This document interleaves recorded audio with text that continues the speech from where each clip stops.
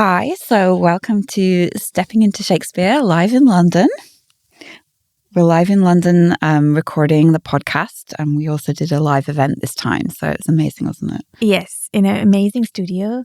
And here we sit now, just chill to read together. Yesterday it was packed. We were like 9 actors in that room. It was quite an intense work, but I enjoyed it a lot. It was great. I mean, honestly, we had the studio for 5 hours, and I was thinking we're going to have plenty of time. And then suddenly 5 hours later, it was like, we're down to the last minute. We were down to the last minute and we made it. It was really amazing. And what I loved was having all the actors together. Yes. Because we hadn't actually all been together as a cast. Yeah. And everyone really was giving their best, and they dived into the character under the pressure or in every situation. And then you had the coming in and out of the scenes. And I enjoyed it a lot. It was great. And what I really love about this space, it's actually a huge space we have here in London. It has an outdoor area, has a VIP section, has big comfy couches. So all the actors could kind of go off and prepare and, do their work. And we weren't all packed together. So that was really nice. And reading the lines after having rehearsed them so many times, I enjoyed it. I really did. Yeah, it's really interesting because for the live performance, we were off book, and then you go back to the script. Exactly. And I think in the rehearsals before, it was always the tendency for us to be too fast and to rattle it down. And I think yesterday, everyone took their time. They did. They really took their time. And it felt almost like every sentence got their importance they needed, every word. There was a lot of focus on all the words, especially for me. I had to say all the difficult ones. Tyrannous and barbarous and ruffian. And I'm quite proud of that. You did great. There is some hard words in there for everyone. I think we had to look up some of them, didn't we? And I kind of, every time Matthew pointed out someone else had to do a word again, I felt, okay, it's not only me. No, Shakespeare does have a lot of interesting words. I mean, we had to YouTube a couple of them. Exactly. How do you pronounce this one? Exactly. I mean, that's the interesting part of reading Shakespeare. It's such a wide language, and it's poetic. And the first time I managed actually to hear and learn about the rhythm.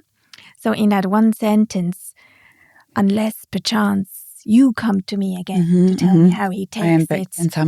So I really, I learned that this time, the first time, really to dive in and have the courage as well to go with that rhythm.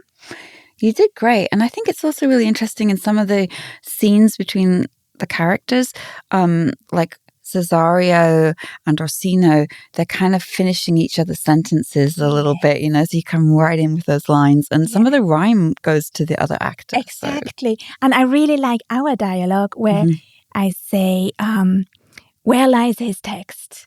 And you say, Orsino's bosom. His bosom. In what chapter of his bosom?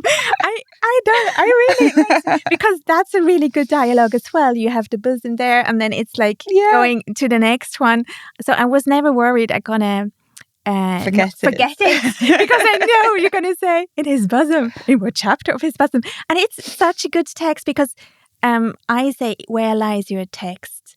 And then you say, in his bosom. In what chapter of his bosom? The first of his heart. And then I say, oh, I read it. It's such that's a brilliant dialogue. I mean, it's brilliant. Actually, I almost used it in my everyday life because somebody asked me, did you read something? And I was going to be like, oh, I read it. It's heresy. I thought they might get offended, so I better just keep the Shakespeare to myself. But I mean, the hardest for me was to say, when he has this shorten of is it becomes is it. Yes, where they cut the middle words. The middle words and then majest. Yes. And stuff like this. Yeah, I think we did that a lot in English. We'll shorten it, so shoulda, coulda, and but maybe for you especially, it was like in it. Yeah, that was hard to say, but then. I thought it was funny as well. You said Orsino's bosom. We got a few laughs about that on Saturday. And also when I say, let me see your face, and you're like, oh, no. people were laughing. I was like, thank goodness they're laughing. Yes. Even at the beginning, they were laughing. Yeah. I think she was great. Yeah. Kate played Feste. Oh, she's great. So, like, with enthusiasm. Yes. And she had her own ideas. She had the mouse or the rat or whatever that was. And we were rehearsing with her. I enjoyed that. And it also kind of was an experience where you can see other actors bring you confidence. If everyone likes it, it becomes much more an experience full with life for everyone. And actually, I think I got a little more confidence being when I was playing Cesario, because I had to be a man. So I had to have this like strength and the low voice and, you know, coming in, which is the lady of the house. And I think in general, it just brings you a bit more gravitas when you're kind of like playing a man. And I realized, like, because I had to stay there as Olivia with the boots on, that helped me so much to stay my ground. And also a bit this arrogant posture, like in the big chair. In the picture, and being a bit on defense. I kind of helped me to lean my back to the back, and then. Yeah, so that was good. It is different because when we first started stepping into Shakespeare, we were mainly sitting down. Yes. So now we're taking the characters up, we're on stage, and you do feel the physical posture and how they stand, how they walk. And how it helps you to find the character. Absolutely. It definitely does. Even just a prop or like, you know, you have the veil. It just definitely makes a difference, doesn't it? Yeah. So, and it was interesting having to go back to just reading text yesterday. You're like, oh, actually, I mean, we can do it, but it's you have to think about these things. Yeah. You know? And I think we really managed this time. Matthew used to say, lift the language from the text. So I think that what we managed. And actually this time we did have a great director who was helping us a lot. And we did, for this one, I think we had a lot more rehearsals. We had a lot of rehearsals Mondays over Zoom. Yes, Monday Zoom rehearsals. And it was also great. You meet these actors all on Zoom first and then meeting them in person. It's great. It's great. That was really nice. And you kind of feel you know them before. Absolutely. And you do. You can get an essence of a person really well on Zoom. Yeah. But then just things like height, physical height, you can't really tell that. Yeah. But what was great for me is because I was in LA, and then when I came here and worked in the church with you guys, that was really great because we came to the church and we had this amazing room to rehearse in, and Matthew walked us through some relaxation exercises, which were hugely, really transformative for me, because it's like we were all together, and kind of bonding in this actor kind of vibe. Right? Yeah, that was very helpful. It's very helpful. And then I enjoyed that we had a scene together. Viola and Olivia. That's originally why I thought the play would work, because it has two strong female characters. Yes, and we had two big scenes together, I think. So, which is brilliant. I enjoyed that. Because I think Twelfth Night is about a Midsummer. But Twelfth Night especially has two great female characters. Yeah. And I enjoyed playing Olivia. Did you enjoy playing Viola? I did. Yeah. Because, I see a lot of similarities in my life. Like, I moved to America. She gets shipwrecked in a new country. I had to survive there. It's kind of like you find yourself in the characters. I had the same. I found myself absolutely, especially probably with the morning. And then also she tries to keep control in a way. She was like, okay, I'm not going to flirt. I don't want to have a man. But then, of course, she falls in love. So I kind of, this balance, she wants to keep the control of her life. There were many things I thought about what she might have experienced also after a loss of her father and brother. She lost all her protection, especially in that time.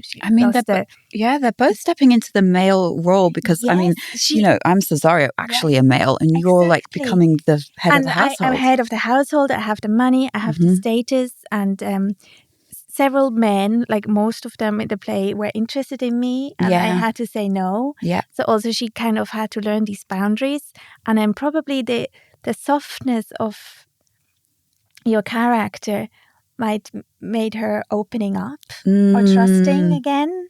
Yeah, because I'm sure a lot of the men in that time as well, it's like about I mean, you know, if you marry somebody with status, then you own their house. And exactly. And it's clearly that why she rejected Orsino. Yes. Because in her mind, he was probably just after her money and status. And she thought like, oh no, I can't deal with that.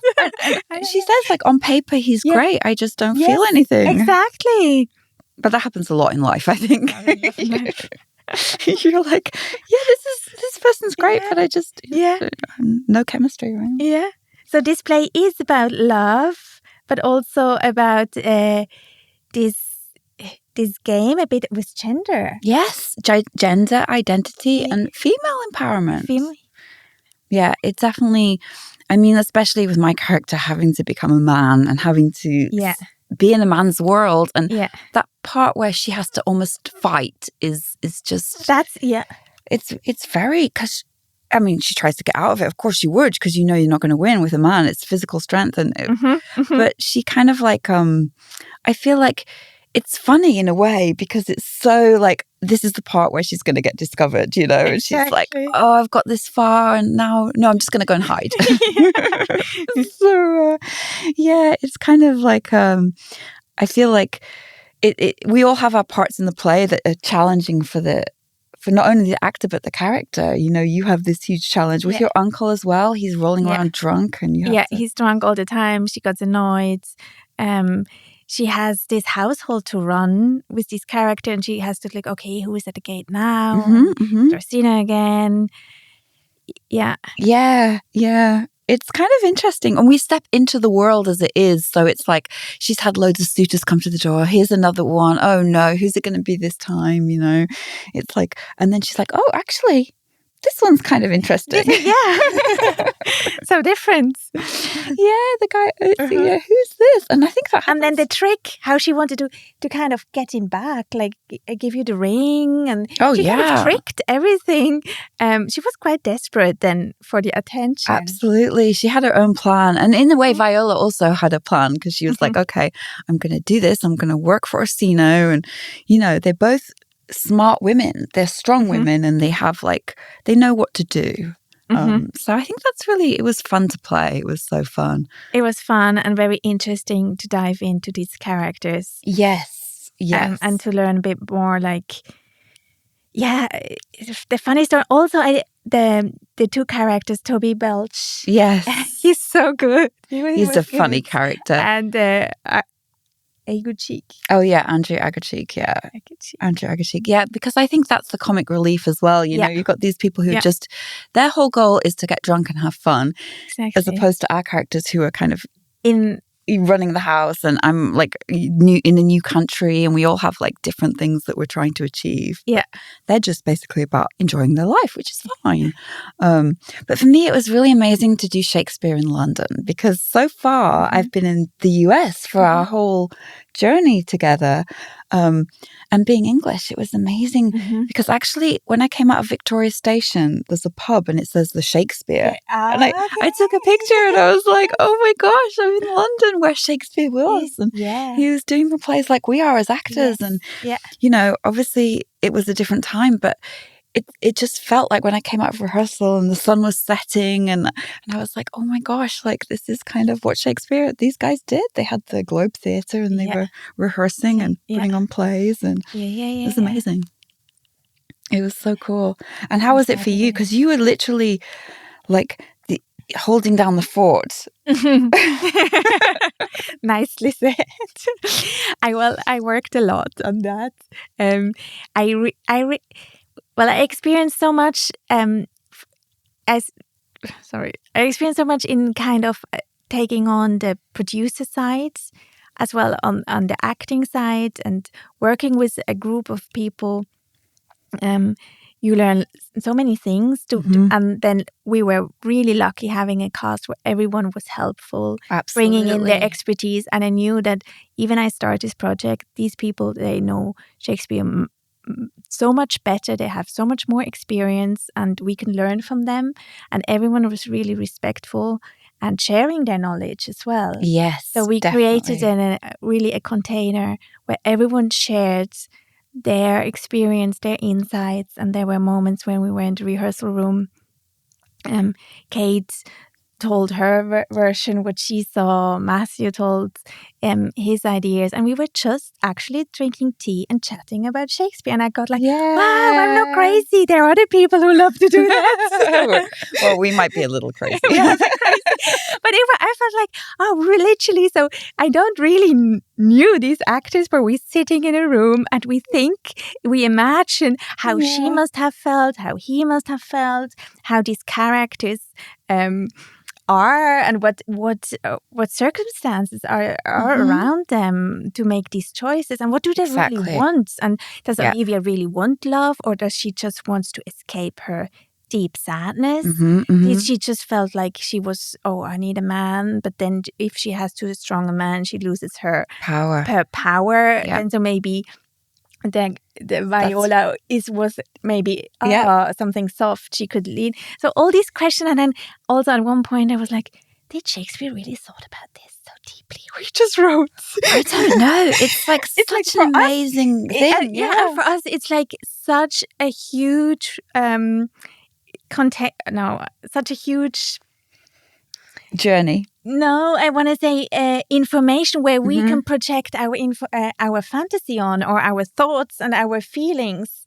So everyone has them, and everyone who works with the text or with a character might think all these thoughts. How I feel. Everybody goes we go deeper as actors, I think, than the original, because maybe it comes from his subconscious, whatever you believe. Maybe it's a download, and it just comes when you're writing. I write. Sometimes it just flows through you. But there're probably also people he knew, because as writers, you put in people you knew. But what I really found interesting this time working on Viola was that she had a twin brother. Yeah. Because I got to work with Fergus, and we talked a little bit about our childhood. And we have actually, as actors, we've had a similar childhood, because we both went to boarding school. We lived in different countries. He was in the Cayman Islands. I was in Qatar. We've actually had a similar life path. Yes. And so it's interesting when we're talking about, like, in the play, we lose our father when I'm 13. That's very young to lose a parent. And it was kind of like brought us closer, as not only actors, but also in the relationship with Viola and Sebastian. It's almost like they can feel each other, they have this telepathy, and that's why she kind of knows that he isn't dead. Yeah. So it was fascinating. Cool. Yeah, it was really cool. That's really, really nice. Yeah, so I really enjoyed that exploration, because I have siblings, but I'm not a twin. So I think a twin is a special relationship, isn't it? Yeah, definitely. So that was something in the play this time, because I've read it before that I had not really gone into. But this time I was like, okay, I see that. And for me, it was really special saying, there's one line I had to say at the end of our performance, and it goes like, fate showed I love force. that one. It's great. And I really... Ourselves we do not owe. Yeah, fate showed I force. Ourselves we do not owe. What is decreed must be, and be it so. Yes. And then, but I wanted to say, I worked in that Swiss church. It's a place which I know really well. And actually, for me, it was super special walking down and saying that line in that hall. Amazing. Because, so there was a special connection, I think. And actually, the way Matthew staged it, he had you looking up, right? So you were kind of looking at the organ. So. Yes, and then I thought, like, fate, I mean, we're in a church. And I say, fate showed I force. And I was like, wow, I'm saying that in, first of all, my place of work, but also in a church. In London. It kind of was, like, quite powerful. It's powerful. She has some brilliant lines, and also Viola a little bit like, time thou must untangle this, not I. It's too hard a knot for me to untie.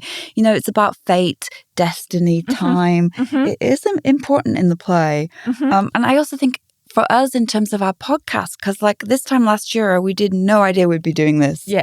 And then a year later we started off with Hamlet, and then a year later we're in a church in London. So actually fate or destiny has kind of showed its, and what its decreed must be. Exactly. So I'm not sure we have a choice. No, we just follow. We just follow. Let's go forward. No, but it's been great, and I've loved working with you and everybody, and I'm just really happy. Yeah, I'm really happy. And it's always like a lot at the end to do, but then once it's done, you can sleep for a week. Yeah, release the stress and be really proud of what we achieved. Exactly. And we've just got a little bit of editing to do, but, apart from that. It's done by itself. But so anyway, thanks so much for listening to our podcast. And also thanks to the Swiss Cultural Institute for supporting our podcast. And anything else we'd like to... I think we want to encourage all our listeners to, wherever you are in your acting journey or not acting journey, if you have interest in English literature, if you're a native speaker or not, it doesn't matter.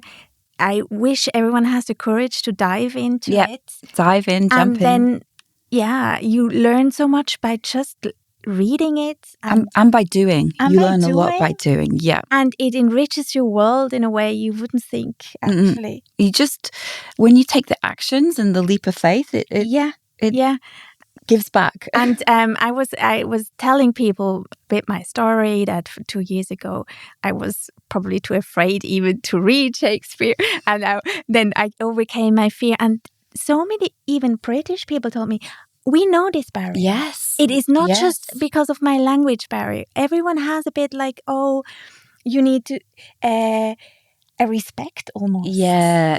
And I was like, this is beautiful to have, but it's also to break this barrier. Yes. I think is super important, because you would miss out. You would definitely miss out. We would miss out in our fate. Our destiny. No, I don't know. It's like, so, yeah. Yeah, but thank you so much for listening. And we look forward to seeing what happens next. Thank you.